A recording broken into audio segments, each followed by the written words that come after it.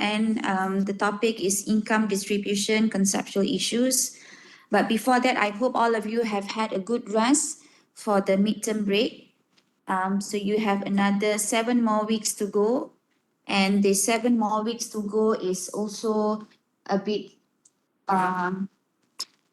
haywire because we have Christmas coming up, we have New Year coming up, so we have also a lot of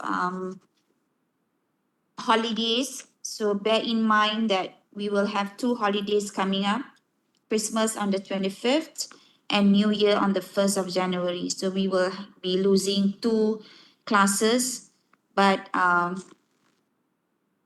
we do need to see if we do not manage to finish everything, we may have to do some online classes, additional classes, or I'll just give all of you a recording so that you can look at it. Okay. All right. So let's see. Today, the PowerPoint is already in eLearn, but it's hidden from your views.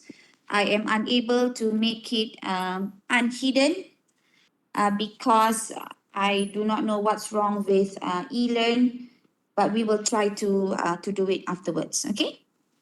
My sincere apology as well because yesterday suddenly I was called for a meeting with HR, so I had to cancel tutorial. And we'll see if, let's say, after this we have time, I will see whether I can use my iPad and then write down the answers for the tutorial questions. Okay. So let's begin. Don't worry, this session is recorded, and I know I promise all of you that I am going to upload the recording. I'm not very familiar with Webex, so I need to go and find where the recording of Webex is. So once I find it, once I have the time to find all this recording, I will upload them. I will upload the link of the recording to eLearn. Okay. So let's just concentrate on today's lecture. Today's lecture is very simple, very easy, very straightforward, and from experience, we will not use the full 2 hours to complete this particular topic, which gives us a bit more time to do a little bit of tutorial revision and to discuss some things that you need to discuss with regard to your group work, since we won't be meeting until the day of the presentation. So we will discuss on presentation as well. Because next week, or we will meet next week for tutorial. And then on 18th of December is a recorded lecture because I'm already on leave on 18th of December. On 24th and 31st of December, I'll give you some homework. And then after that, I'll post you the answers on eLearn. So when we come back for after the new year on the 7th of January, we will start with the preparation for presentation, and we'll have our first presentation slot on the 8th of January. Okay, so that's how we're going to end and finish the rest of the 7 weeks. Okay, all right. So today we have a new topic, and my sincere apology, I'm unable to use my iPad and I'm in office. I cannot use my other device, so I'm using my laptop. So with laptop, the ability to scribble on it is very limited. As we go along, I will see if my iPad is kind enough to be rebooted. If so, that will shift device. Okay.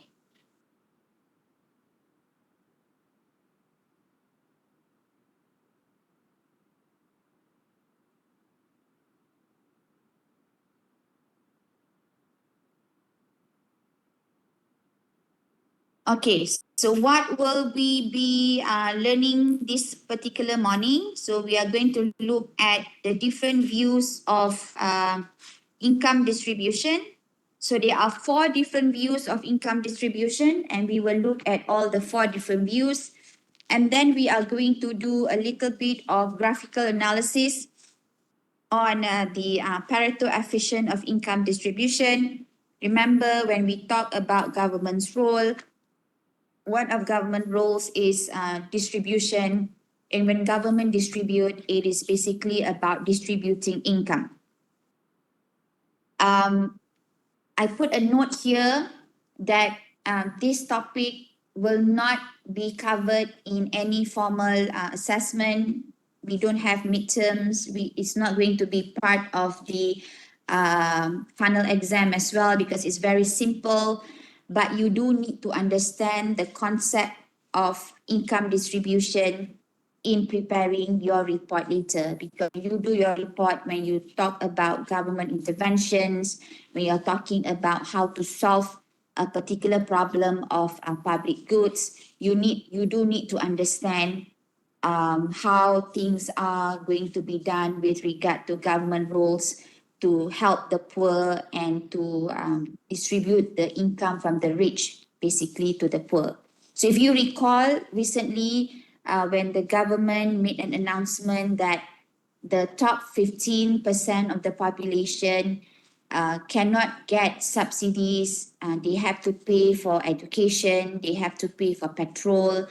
And this is one example of income distribution, the roles on how government tax the rich and distribute it to the poor. Okay, the reason why this is not in the final exam is because when during COVID, we had to do a little bit of changes to the teaching plan. So this one was taken out to ease the sequence of the teaching plan. And now when I wanted to change it back to be part of the final exam, I was told that I can only do it after we do a revision on the curriculum. So for now, you are safe. This is not going to be covered in the final exam. Okay? All right.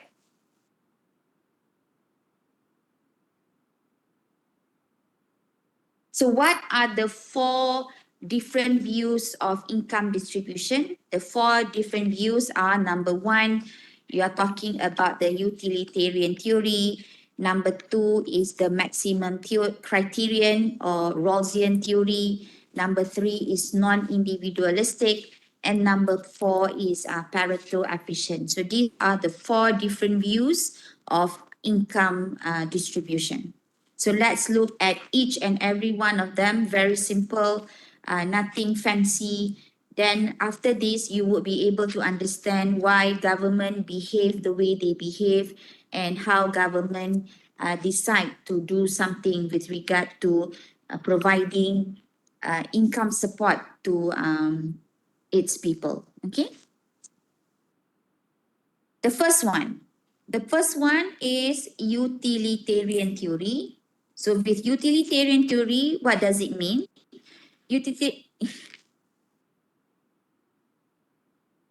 Utilitarian theory is saying that utilitarian theory is basically the simplest theory of income distribution.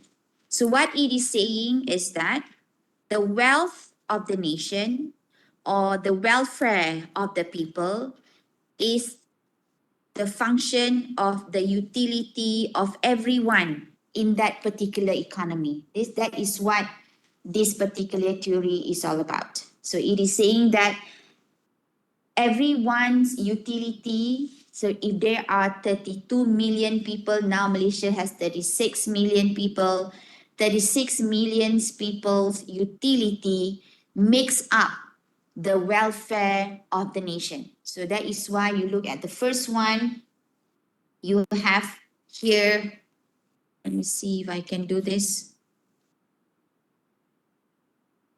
Okay, so you see here, this is the utility.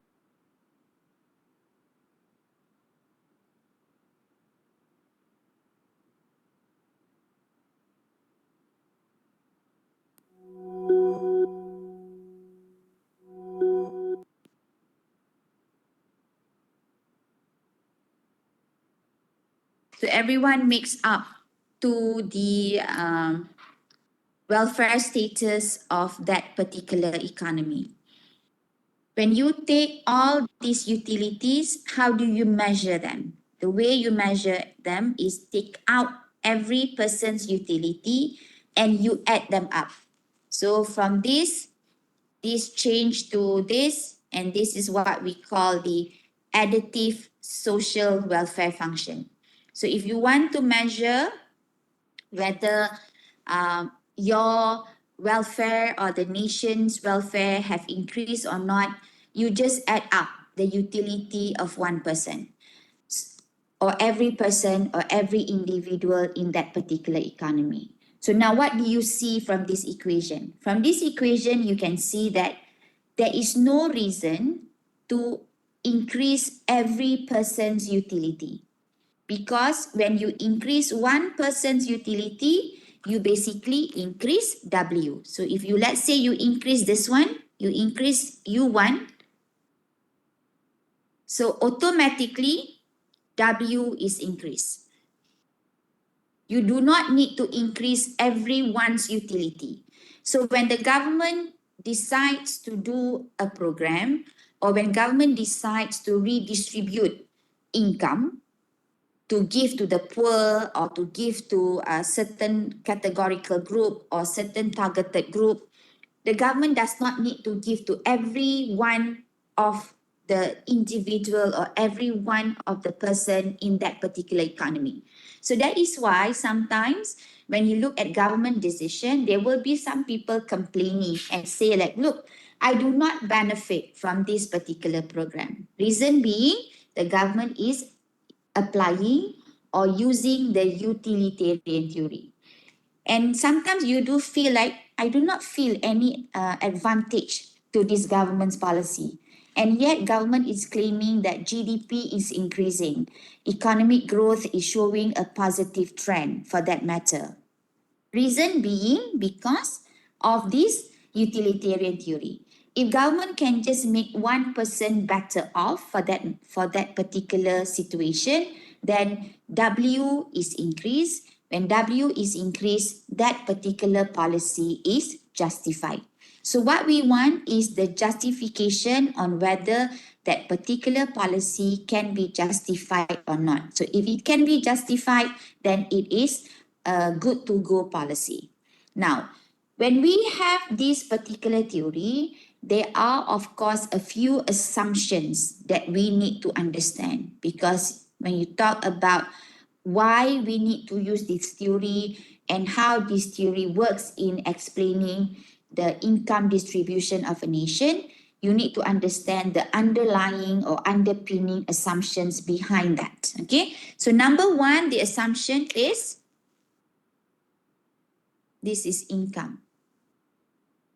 It says that the utility functions depend only on income. You don't have any other criteria to make you happy. The only thing that make you happy is income. That's it, nothing else. So that is why when you talk about government's policy, why is it government keeps on giving money to people?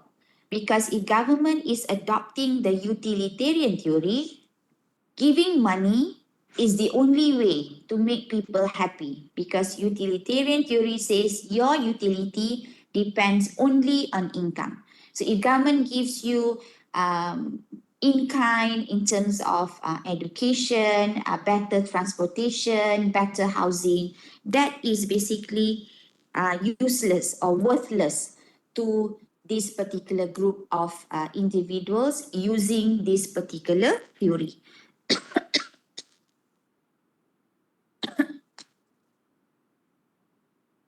Okay. And then number two, the assumption is you have diminishing marginal utility of income. What does diminishing marginal utility of income means? It means that the more income you have, the lesser is the lesser with, okay, let me rephrase it. With one additional income that you receive, the satisfaction of that of that additional income actually reduces. That's what it's meant by diminishing marginal utility of income. So if let's say today you receive $400 from the government, you are very much, your happiness index is, let's say, 300%. Now, let's say next year, instead of 300, government gives you 400. So you have an additional of 100 ringgit. So you are still happy, but your change of happiness, instead of 300 utils, it becomes 280. Because you feel like, okay, I'm receiving income again. All right. Okay, it's higher than last year, but it's still the same. It's just income. And I've been receiving income every year. So that is what this theory is saying. And another assumption that you need to know is the total income for this particular society is fixed. So no matter how much the government wants to increase a person's income, the government cannot just increase the income like that. So if government wants to increase the income of person 1, for example, then the government would need to decrease the income of person 2. And this is what happened, right? So if government feels that they want to increase the income support or the income assistance to one particular group in an economy, so because income is fixed, then they would need to take some income away from other groups of individuals. So by taking income away, this is equivalent to increasing taxes to certain group. So government wants to increase benefits to one group, government has to reduce benefits to another group. So this is what utilitarian theory is all about. And this theory is very famous in government's policy, not only in Malaysia, but in many countries, whereby this is the simplest theory that you can use, and you know that you don't have to think very far. So if you want to increase the benefits or the income to certain group, you just reduce the benefits or income from the other groups. So as simple as that, you don't have to think about where to generate money or where to generate this extra income. That's number 1, utilitarian theory. Later, maybe when you go home, discuss with your friends, you can try to think about what are the programs here in Malaysia that has been run by the government that follows this utilitarian theory, for example. So you can always think about that. Okay. Okay, next is what we call as maximum criteria. This maximum criteria is also called Rawlsian theory. Why is it called Rawlsian theory? Because the person who actually introduced this particular concept is called Rawls. So this concept is rather new. So you can see this was introduced in 1971. So it's rather new. It's not an old theory. So maximum criteria is slightly different from utilitarian theory in such a way it has this word minimum. It's still saying that the welfare depends on the utility is still the same. So you can see here the welfare depends on the utility is still the same. But here the only difference is you have this word minimum. Okay, so you have this word minimum.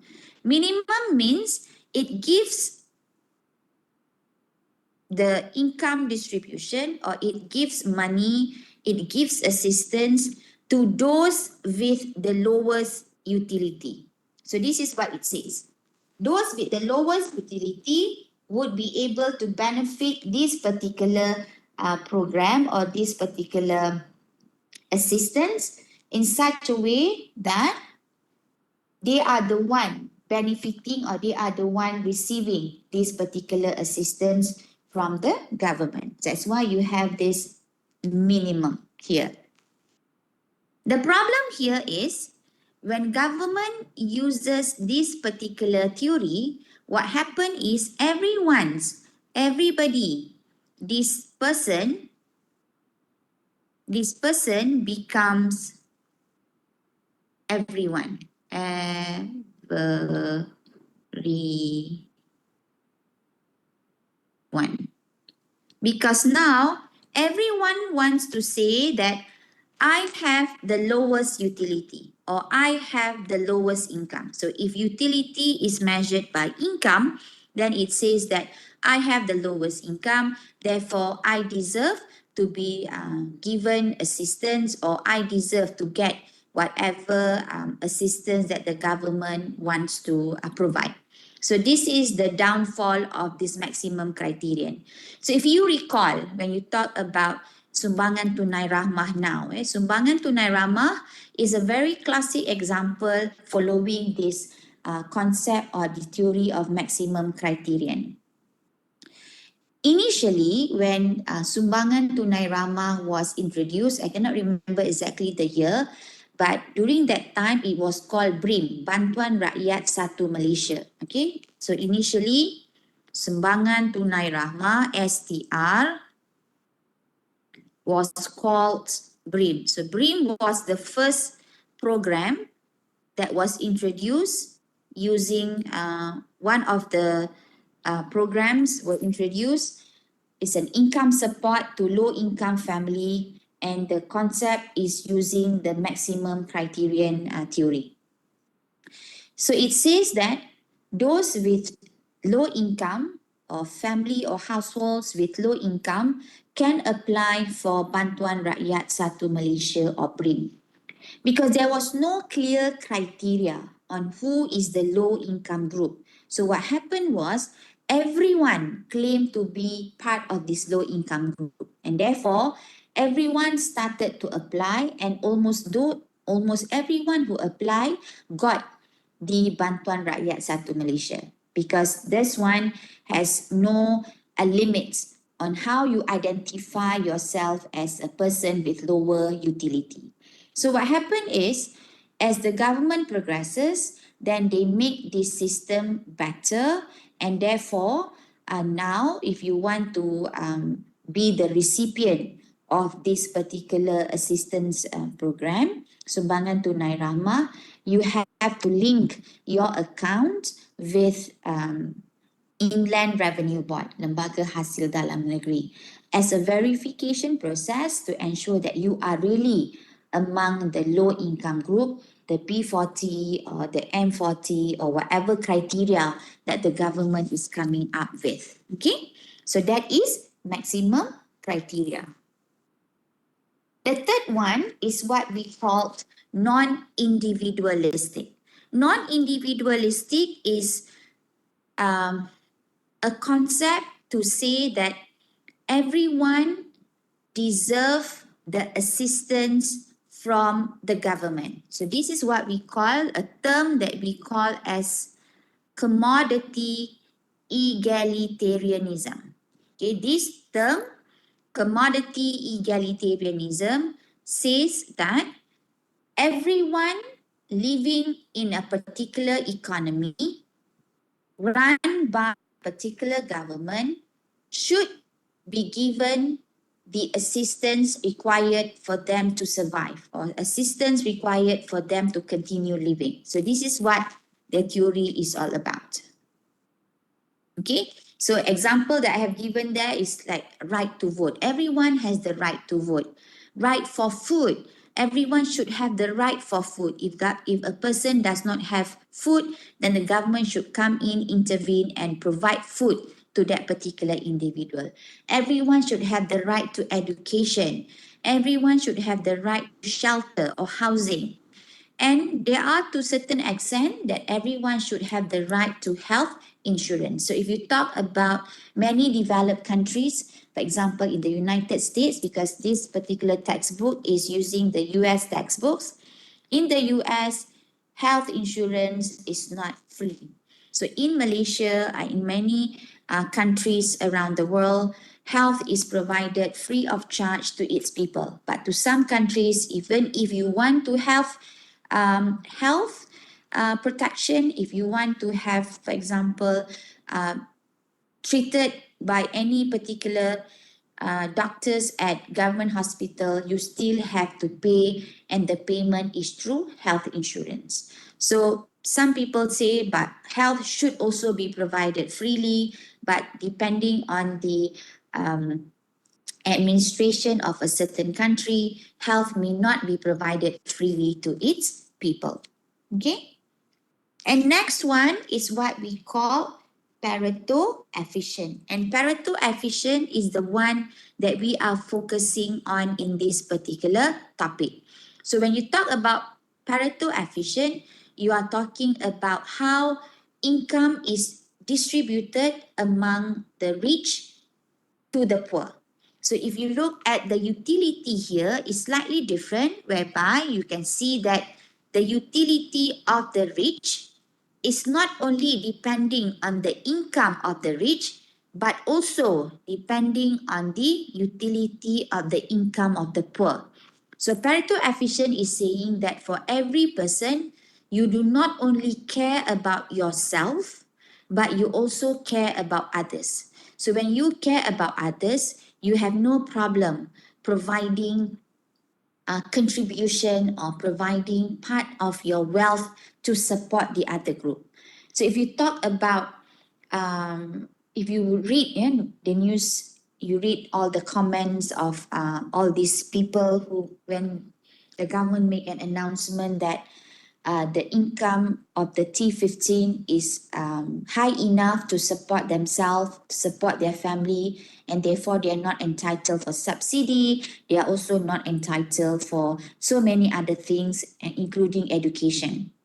So what the rich were complaining about is basically, okay, we don't mind providing all these to those who really require them or those who actually need them, but at the same time make sure that we are also being taken care of. So as you can see, why they are saying that, because their utility is also depending on their utility as a person with high income.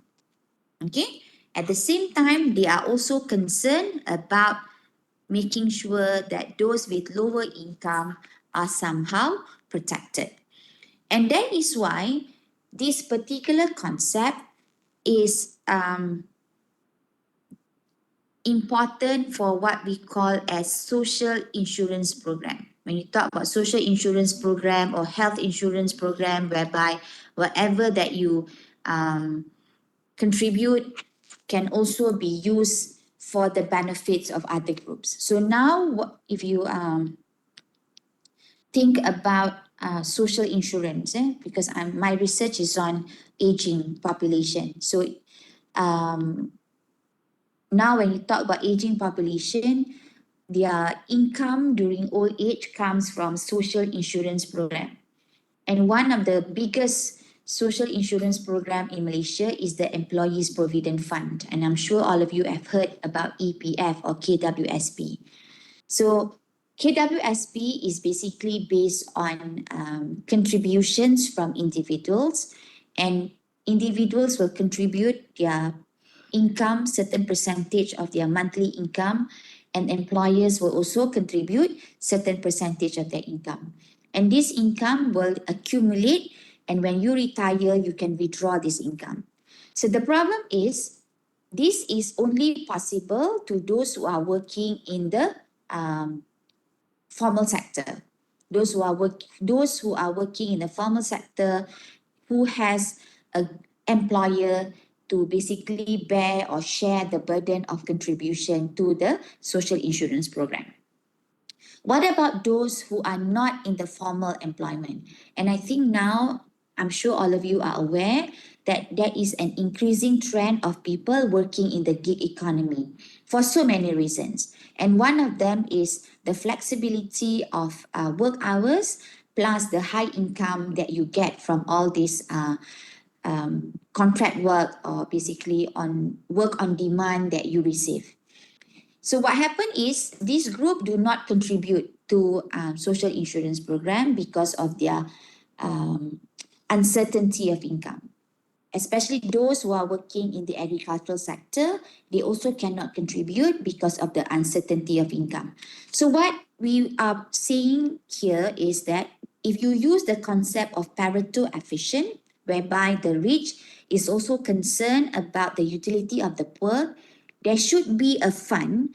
We can call the fund a solidarity fund, being funded on a wakaf concept or being funded on a contributory manner whereby the rich contributes and the money can be accumulated to fund the requirements of the poor. If you really follow this particular theory, and this is something that many developed countries have started to advocate, especially to care for the poor and the aged population, because the government cannot finance everything in terms of providing the income, the non-labor income to the aged population. Okay. So now we are going to look at the graphical analysis of this Pareto efficient income distribution. So here our assumption is there is one assumption. It says that everyone is completely selfish or a non-paternal altruist. So what is a non-paternal altruist? Is someone who cares about the well-being of others and believes that others know what's best for themselves. So this is the graphical analysis that we wanted to see afterwards. And this graphical analysis is about the government assistance. And government assistance can take in two forms. One is what we call a lump sum grant, and another one is what we call a subsidy in kind. So one is grant, and the other one is what we call income.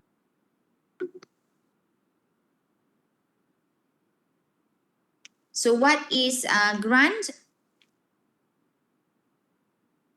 So grant is basically money, right? RM. And in kind is usually goods and services. It's rarely services, but for example, when you have court cases and you don't have the money to hire lawyers, so government can give you lawyers pro bono or free of charge. So that is a form of in kind. So subsidy in kind can be in two forms, which is goods and services.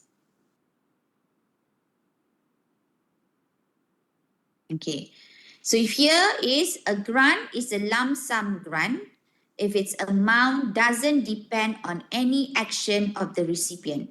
So if let's say, like for example, when government gives sumbangan tunai or bantuan kanak-kanak, so government just give it unconditionally. So when government just give the money unconditionally, this is what we call as lump sum grant. You can use the money for whatever purpose. So you can use the money for education, to go and enjoy yourself for entertainment or anything else. Okay. Subsidy in kind is the opposite of lump sum grant, because subsidy in kind can only be used for the purpose of that particular subsidy. For example, when government says, okay, we are going to give school bags to children for them to go to school. So you take the school bag, you can only use the school bag to put in your school books and to go to school. You cannot do anything else to it. At one point last time when the government provided book voucher, so government says, okay, students get book voucher of 200 ringgit. So you get the book voucher. So that voucher can only be used to purchase books, nothing else. And now, instead of government providing the book voucher, government provides cash. So if you talk about which one is better, is cash better or is lump sum grant better? So we can see that usually in many cases, lump sum grant is a better policy as compared to a subsidy in kind. Because sometimes when you give subsidy in kind, people don't want it. So when you say, okay, we're going to give you book voucher, but perhaps the person already have books and the books that the person wants to buy is perhaps more expensive than the value of the book voucher itself. So then the book voucher is not used. Same thing. In a lot of developed countries in the past, the government provides food voucher. So food voucher is provided to low income group, and usually sometimes the food voucher has limitations. You can only buy oil, flour, rice, or some other essentials. But there are times when this group do not need all these essentials. They require other things. Perhaps they need money to buy books for their children. They need money for the school activities of their children. So when they receive the food voucher, this food voucher is less important to them, and food voucher has expiration date, and therefore sometimes people miss the expiration date and do not fully utilize this particular voucher. So although we can say that they are equivalently efficient, so later we will see in our graph that lump sum grant and subsidy in kind can be equally efficient, but lump sum grant can be proven to be a much better policy as opposed to subsidy in kind. Okay? So now let's look at one example of subsidy in kind. How do you portray subsidy in kind in a graph? All right. So here we give an example. Let's say your income is 1,000 ringgit.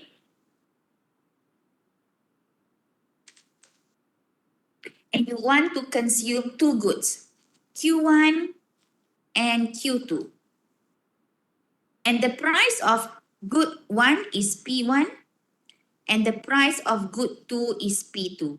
So when you do your budget constraint, you have this equation where you have P1, Q1, A is just individual A. And remember our example is always Adam and Eve. So A is Adam.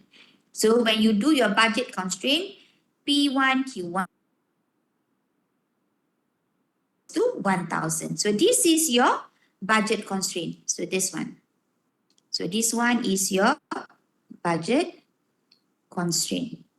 So this one. This is B, C. So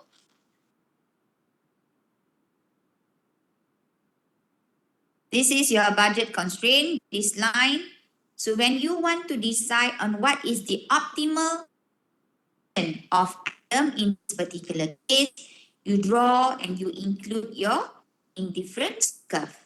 And the optimal consumption, as all of you have known this from your microeconomics class, is when the indifference curve is tangent to the budget constraint. And this happens at Q2 naught and Q1 naught. And this is at point E1. So this is the efficient consumption.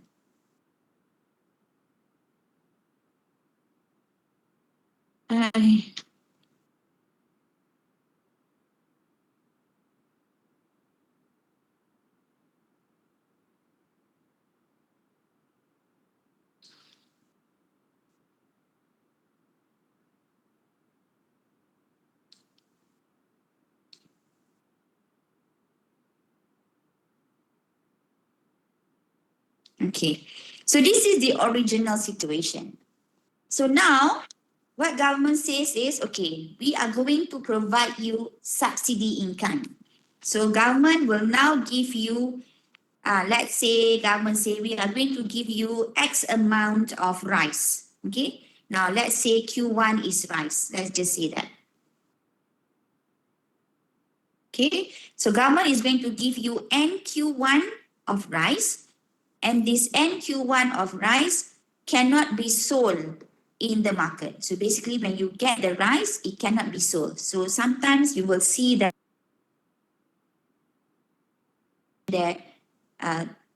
cannot be resell at the market or cannot be sold. So when you see these words, you understand that this is a controlled product. So by right, it should not be in the market. If it is in the market, then basically, it is illegal. So now, if the government provides you a subsidy for Q1, you don't have to buy Q1, right? So you don't have to purchase Q1 not because you are provided and Q1. And because of that, now you have extra money. So this extra money can be used to buy more of Q2 because now you don't have to buy Q1. So Q1 is provided by the government.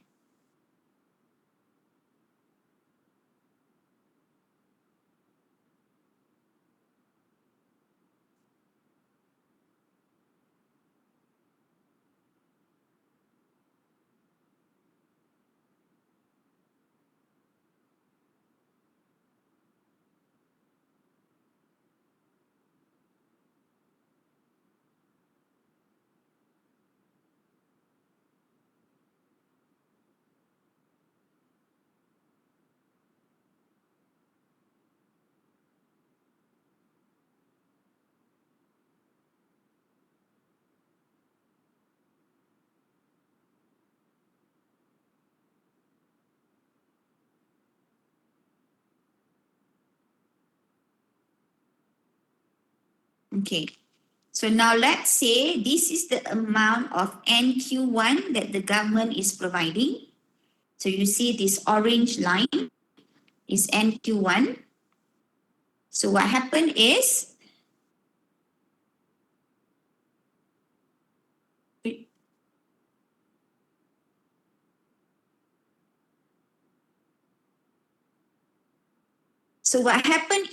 now basically consuming at Q1 for Q1 because you are receiving NQ1 of subsidy, and all the extra income from purchasing Q1 can now be used to purchase Q2. I think the So you can see that now your purchase of Q1 increases, your consumption of Q2 also increases. So Q2 increases, Q1 also increases. So now you are consuming at a higher. Doctor, the screen stopped sharing.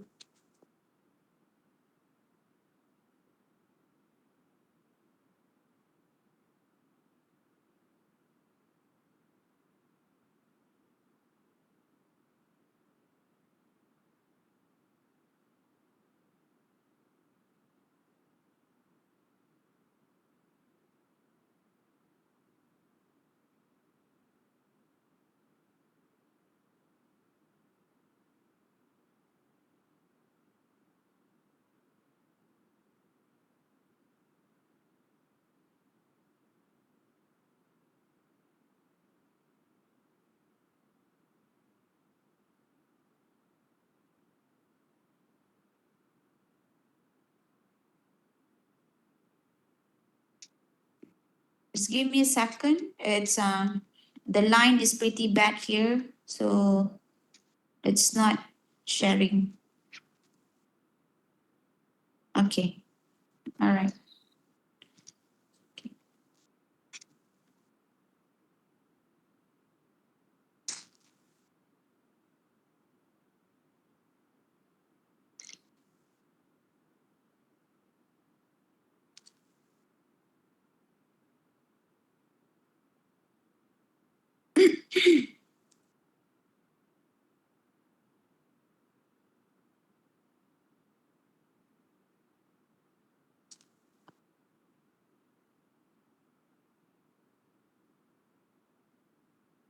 Ay, ay, ay, ay, ay, ay, ay.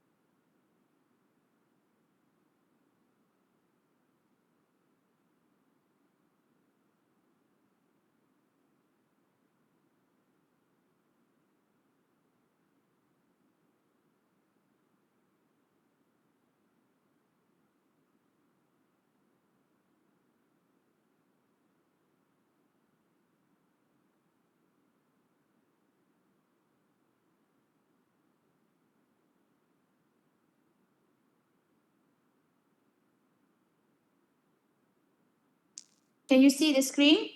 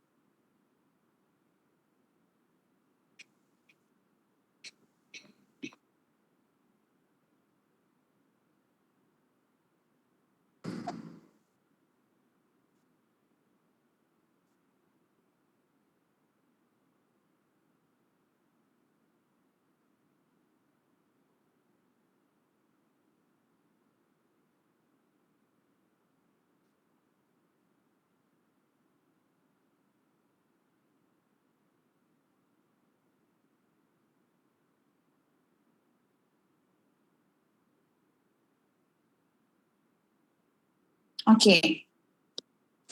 So this is the example 1 of subsidy in kind. So as you can see here,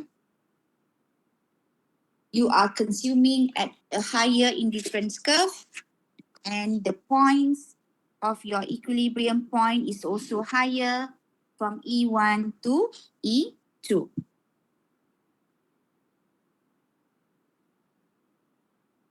Now let's look at another example, which is a lump sum grant.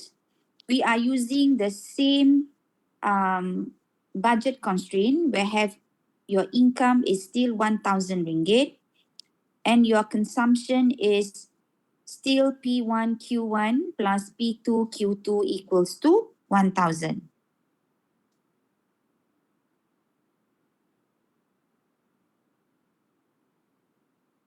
Ay, ay, ay, ay, ay.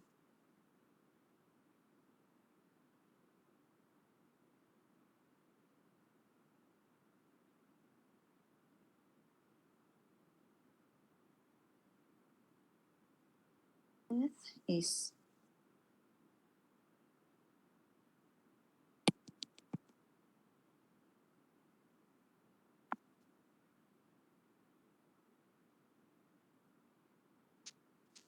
okay.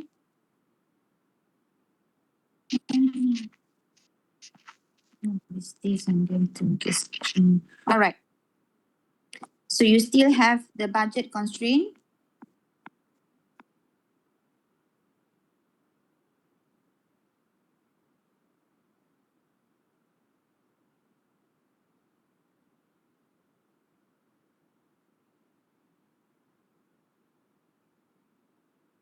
Okay.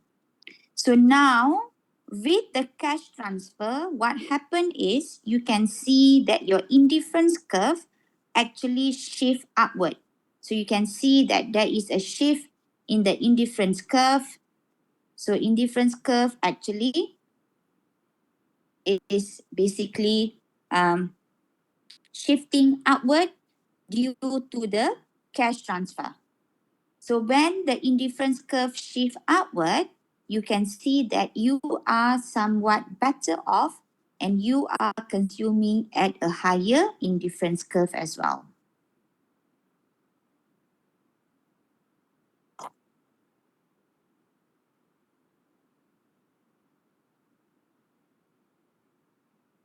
So you can see here now, you are even consuming at a higher point of Q2 from Q2 not to Q21, and your additional consumption of Q1 is just slightly higher from Q1 not to Q11. This is slightly different from the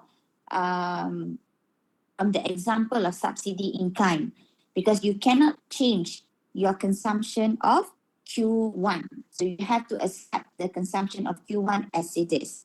And here, because you have a higher income, whatever extra income that you receive from consuming additional Q1 can now be used to consume even more of Q2. And since you are having a higher indifference curve, the consumption point is also at a higher point of QE3. Doctor, Yeah, the it's not slide. sharing. Yeah. Yeah, I know.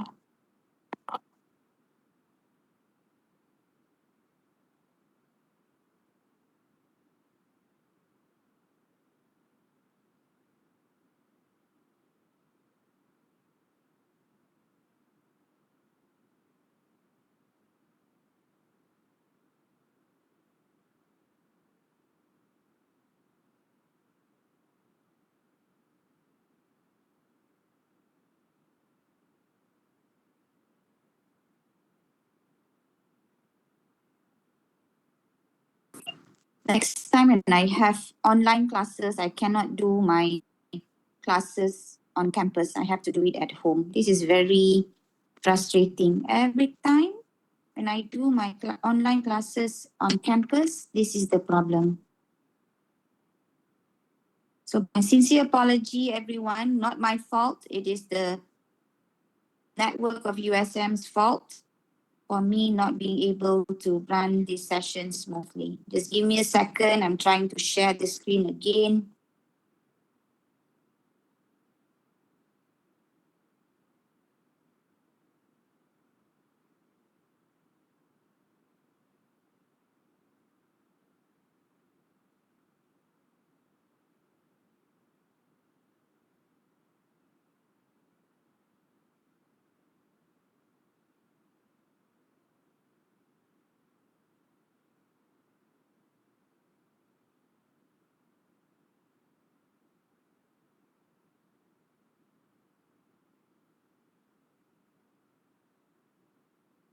Okay, as I was saying, now with a lump sum grant,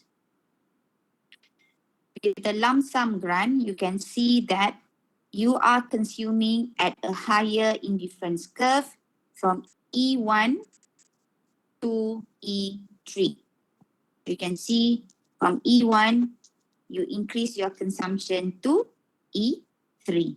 And you can see that you also increase the consumption of Q1, you also increase the consumption of Q2. So this is slightly different from the subsidy in kind, whereby in subsidy in kind, you cannot control the amount of Q1. Yeah.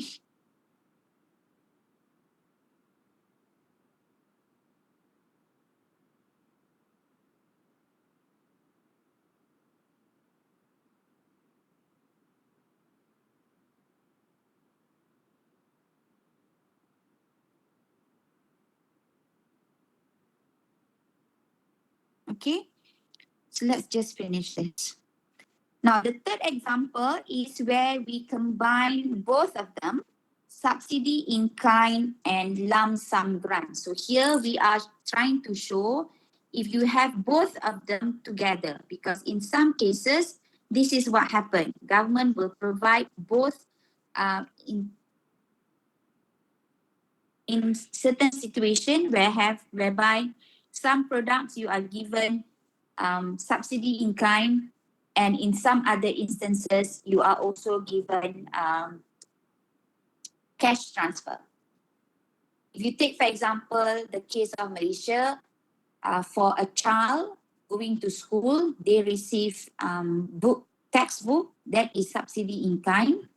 At the same time, they also receive bantuan awal persekolahan. So they also receive school assistance money at the beginning of school years. So this is what they have, yeah? And we will see when these things happen, you can see that always the cash transfer will basically have a better or a bigger impact as opposed to subsidy in kind.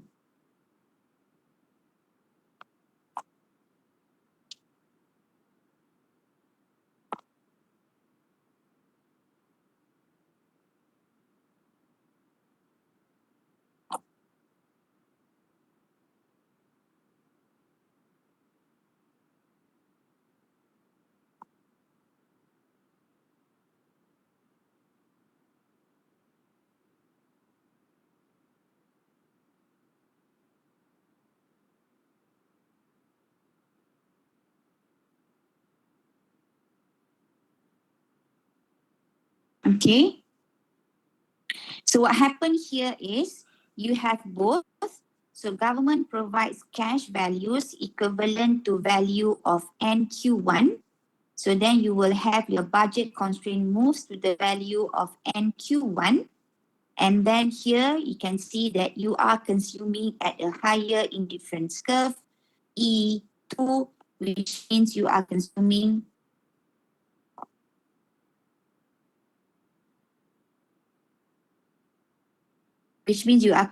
a higher Q1.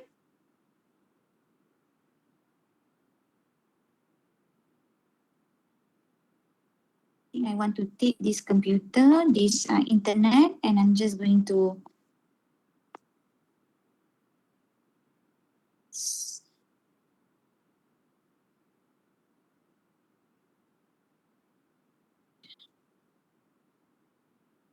So what happened here, you see that the consumption of Q1 increases.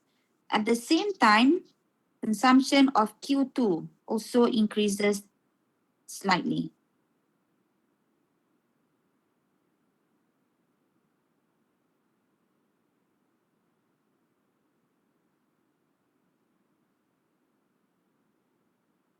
So you see Q2 also increases and Q1 also increases.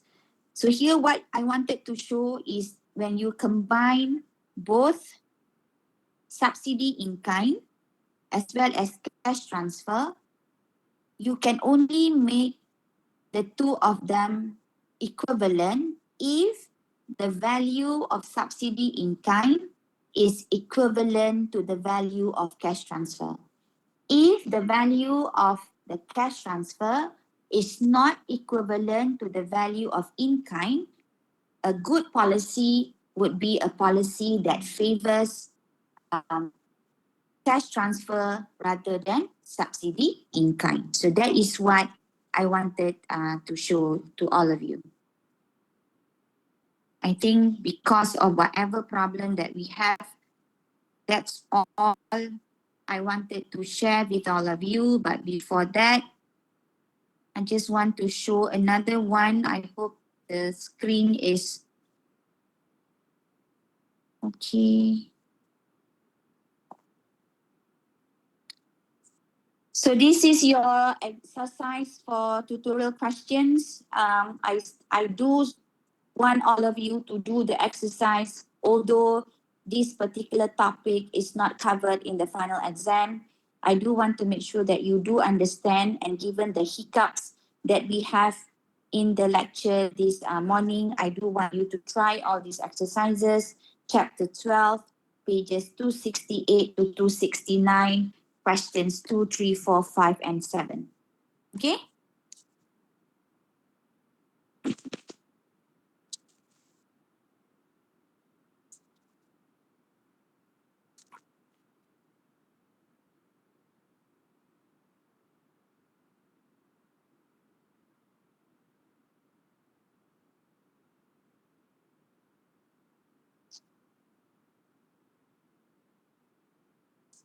All right.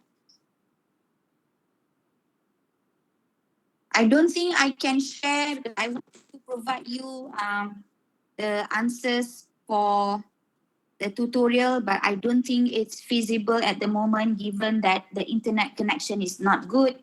And whenever I wanted to share the screen, it is not allowing me to share the screen because of the internet connection. So that this is where I'm going to stop for today's lecture. My sincere apology for that. I will write down all the answers for a tutorial on externality, and I will upload it in eLearn. Let me now see whether eLearn is available. Just give me a second.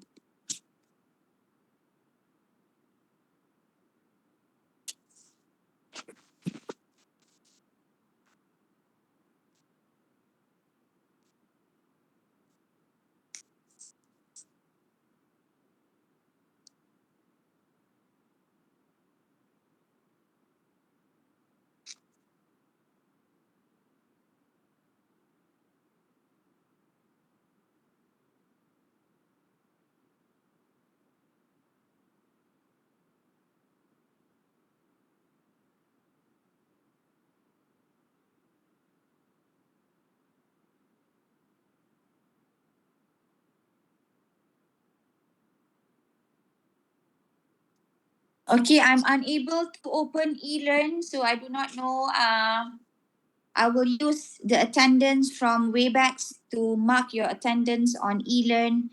So I will use the attendance up to today at 10:17, and those who attended today will be marked for their attendance at eLearn. I will do that after this. Okay? Okay, any question before we end the session? Because it's basically not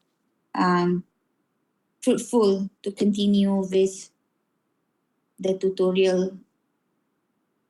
Doktor, Yes, saya nak tanya about the project. Is it a Yes. suitable time to ask? yeah, you can ask. Actually, our project was supposed to be this week or next week macam tu lah, but the community cancelled on us. So we had to Oh. find a new community lah. Is it, Okay. do we have to actually do it in Penang or we can do it outside of Penang juga?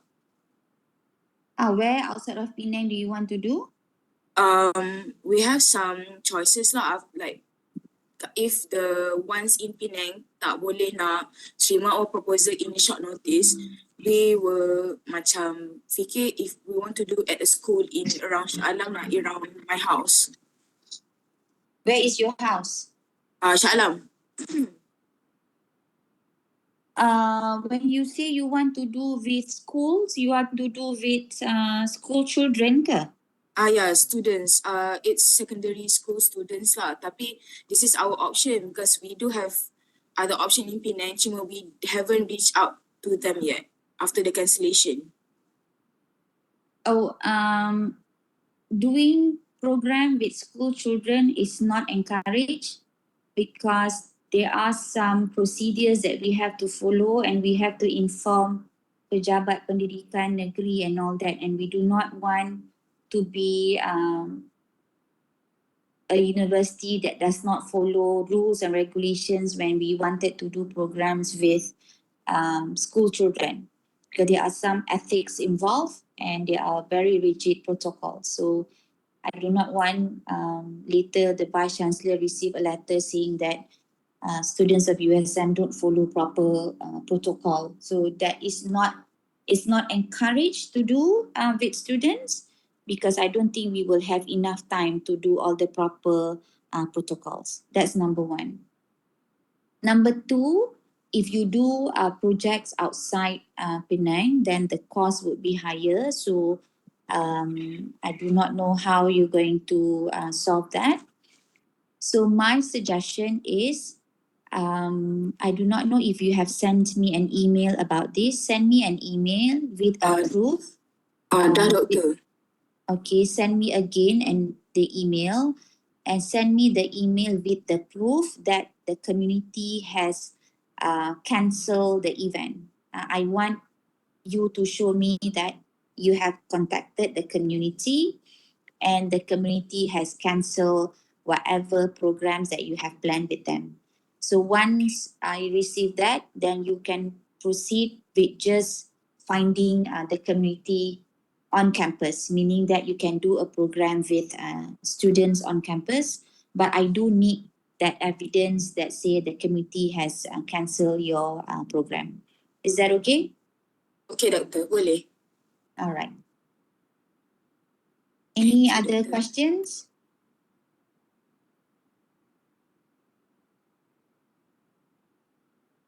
Anyone else wanted to ask anything before we end our session for today?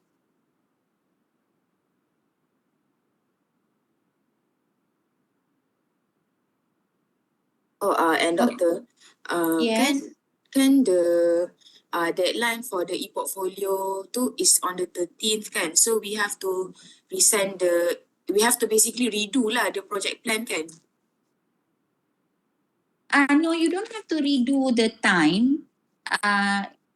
You can just make adjustment because whatever that you have done earlier, discussing with the community and all that, that can already be part. You should not be penalized for the work that you have done earlier. So whatever that is, in order for you to not being penalized for the work that you have done earlier, just show proof that you have done that. You have met the community, because this is not a punishment because they cancel on you. It's not you cancel on them, kan? So just continue and then you can cut short a few things because you have already done all the groundwork with the previous community. You understand me, Yasmin? Yeah, so basically on the 13th punya deadline ni, submission ni we just hantar the things yang kita hantar The before one this that lah. the one that you have done earlier. Yeah. Okay. Yeah.